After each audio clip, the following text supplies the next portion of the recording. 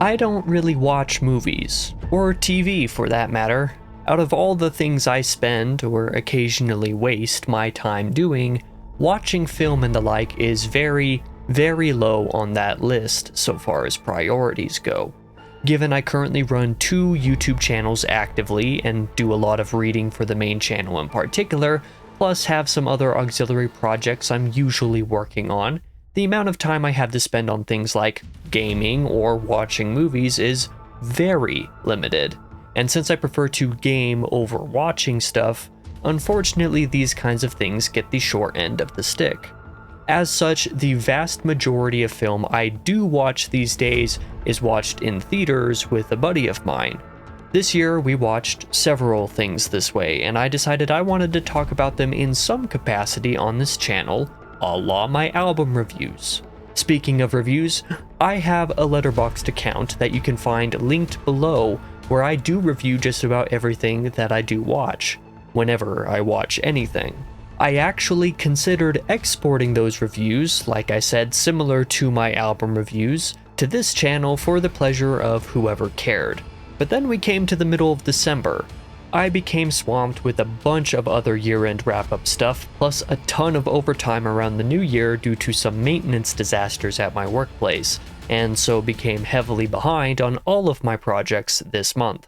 As such, I decided that narrating and editing some half dozen or more movie reviews was a little bit lofty of a goal to set for myself. I may yet do that in the new year, especially since I see myself watching potentially even less in 2025 than I already did in 2024, but for now that's too much, so I'm just going to rank them all for you here.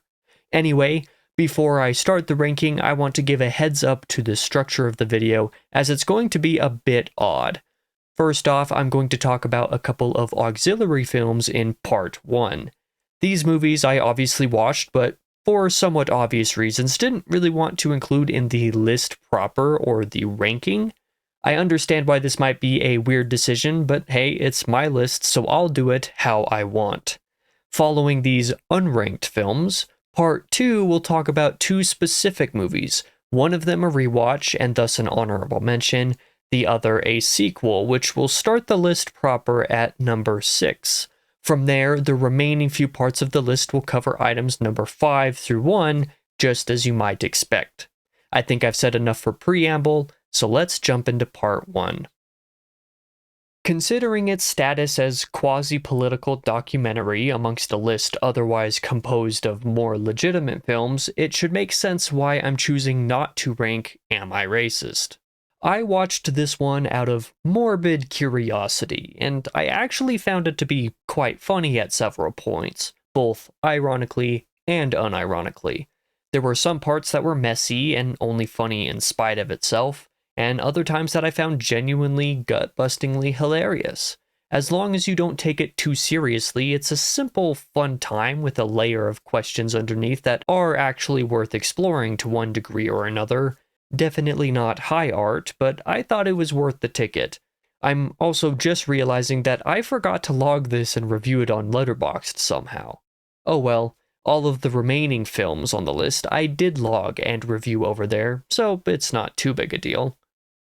For similar reasons to Am I Racist, I have chosen not to rank Reagan because how exactly do you place a political biopic about one of the most simultaneously beloved and infamous politicians of the modern era, adjective dependent on who you ask, of course? I didn't find it particularly, appropriate, I guess, to do so, so I didn't. Even so, I thought the movie was surprisingly decent despite some of the shit I was seeing talked about it. Dennis Quaid makes for a fairly convincing Reagan. Jon Voight's Russian accent isn't as cringe as everybody else seems to think it is. The way the story is told is interesting if a little awkwardly edited at times, but whether you agree with the message it portrays or not, I found it to at least have heart, and for that I appreciated the film. I think I want to read some deep Reagan biographies one of these days to learn more for myself about this guy whom the right reveres and the left demonizes. Similar to Am I Racist, I enjoyed Reagan enough for what it is, but placing it amongst the rest of the list feels wrong, so I'm abstaining from doing so.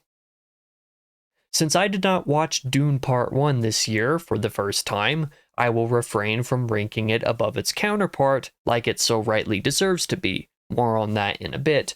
But it was interesting to revisit the film now having read the book for myself.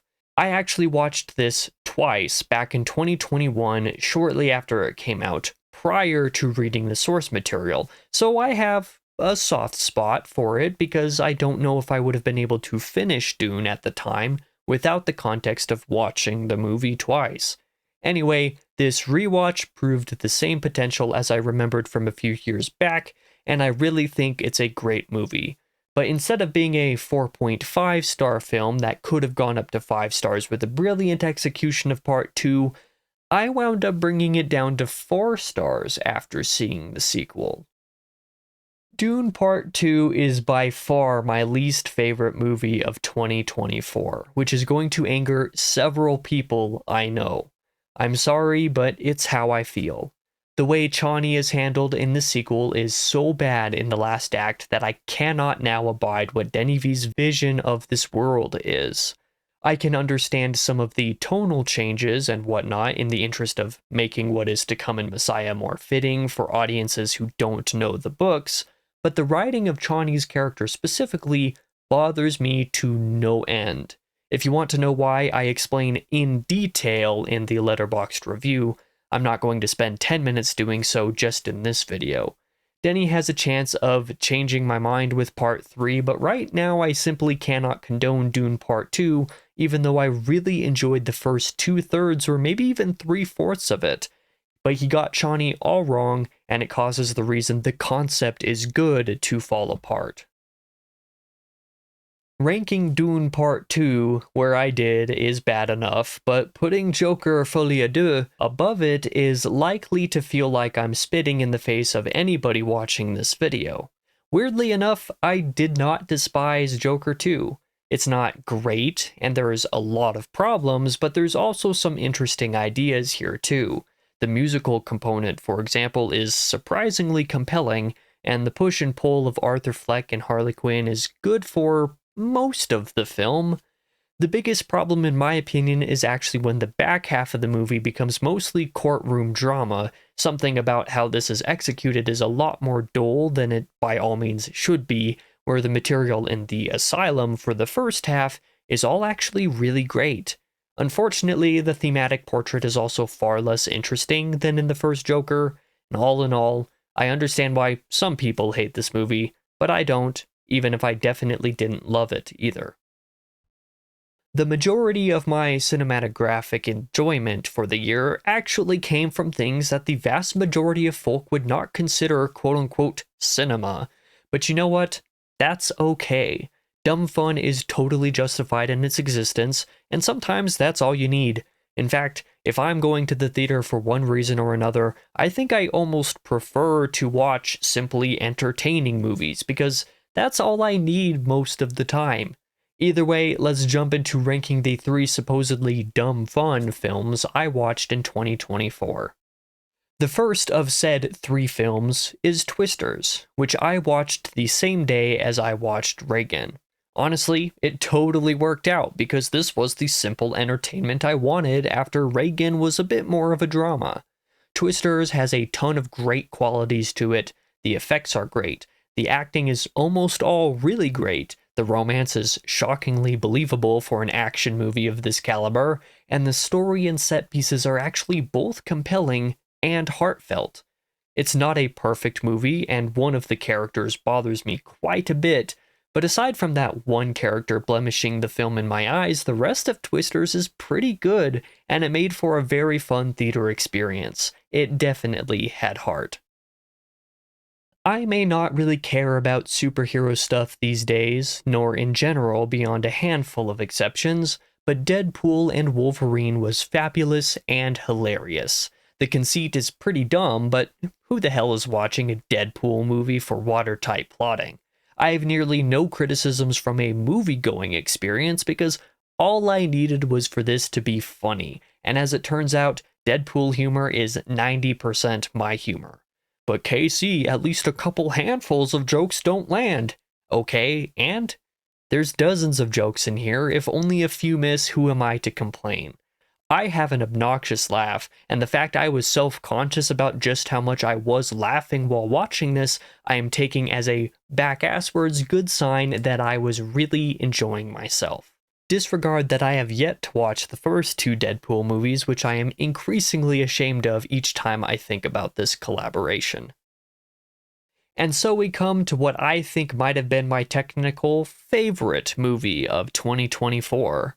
Lane and I, Lane is the buddy that I go to theaters with, we were taking a weekend trip to Layton, Utah in the middle of 2024 to go to Lagoon and do some other fun things, and the day that we arrived we had a couple hours before we could check into our hotel. Turned out, our hotel was literally right next to two theaters, so in our wait we walked our happy little asses over to one of them to see what was playing. We decided upon The Fall Guy to watch, a movie about a stunt guy within the movie business. To say I had an insane amount of fun watching this would be an understatement. Or, well, maybe it would be an appropriate statement. In either case, I really, really loved The Fall Guy. Despite it getting a bit unwieldy in the final act in such a way I came to the edge of my ability to suspend disbelief, the sheer entertainment factor is what got to me. On top of that, Emily Blunt and Ryan Gosling together have got some electric on-screen chemistry. Frankly, I could have called this my favorite movie of the year solely for Ryan Gosling crying to a classic Taylor Swift song in the first act, and I'm not even a Taylor Swift fan. But I think what sealed the deal for me was that some of the more personal material of The Fall Guy, namely the fraught relationship between Emily and Ryan's characters, hit strangely close to home, grounding what was otherwise just another tropey action flick. Welp, I can't say jack diddly shit about this movie without spoiling the hell out of it, so I will keep it brief. If you haven't watched this, go find a way to do so now. Grave of the Fireflies has a reputation for being emotionally devastating, and it definitely was. It's not an all-time favorite movie all of a sudden, but it is a deeply moving piece of art that I wish was generally more accessible to more people more of the time. At the time I watched, I had to use a VPN to watch a low-quality version from German YouTube, for example. I wish Studio Ghibli actually had distribution rights to this film, so that it could be on US HBO Max. Yes, I still call it HBO Max, like all their other movies. It is very good. My only criticism is that I feel like it moves a little faster than I'd like. Not that the pacing is bad, but it is the weakest part. You kind of know what's going to happen, and especially how it will end by halfway through, but that doesn't make it any less touching. Watch this without spoilers if you can. It's worth it. Side note, I rank this at number 1 because I think it's the best movie I watched this year. The Fall Guy was my personal favorite, but given how I categorized the video, compounded with said belief that this is a better movie in and of itself, Grave of the Fireflies is, by way of technicality, my film of the year for 2024, even though it didn't come out this year.